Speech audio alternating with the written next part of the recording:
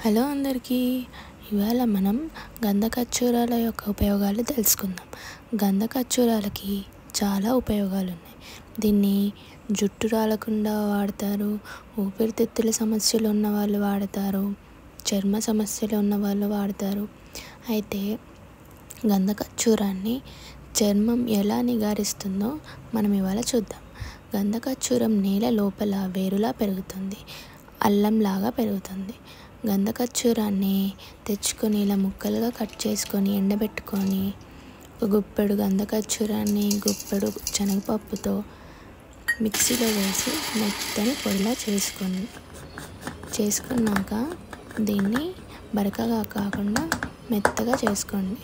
దీన్ని సువాసన పోకుండా ఉండాలంటే మంచి గాలిపోని ఎయిర్ టైట్ కంటైనర్లో సేవ్ చేసుకోండి.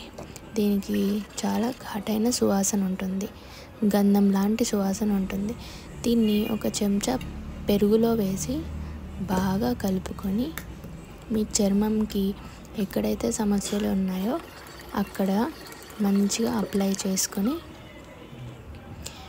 అది ఆరేంత వరకు ఒక 15-20 నిమిషాలు అలా ఉంచుకొని దాన్ని తుడిచేయండి. ఇప్పుడు నేను ఇక్కడ అప్లై చేసి చూపిస్తున్నాను. నా ఎడమ వైపు చేతికి చాలా ట్యాన్ ఉంది. ఆ వాచ్ పెట్టుకున్న దగ్గర కూడా చూసారుగా మచ్చలా పడిపోయింది. సో దాన్ని 15 నిమిషాలు ఉన్నాక చూడండి ఎంత నిగారింపు వచ్చిందో. ఒకేసారి 100% పోదు, వాడే కొద్దీ ట్యాన్ తగ్గుతుంది. దీన్ని ఇలా రోజు చేస్తే మీకు ట్యాన్ పోతుంది. చూసారా బిఫోర్ ఆఫ్టర్. Thank you.